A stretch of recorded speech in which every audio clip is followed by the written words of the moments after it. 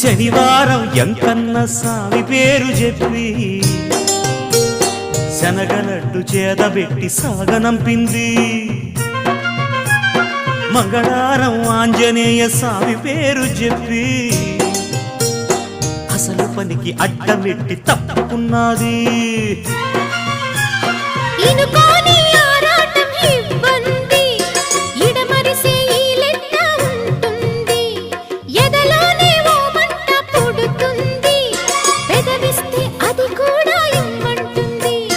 చిరుముద్దుకి ఉండాలి చీకటి అంది, ఏ కళ్ళు పడకుంటే ఓకే అంది. తీరా ముద్దిస్తుంటే ఎంగిలన్నది, ఏం పిల్లది ఎంత మాటన్నది. బాగున్న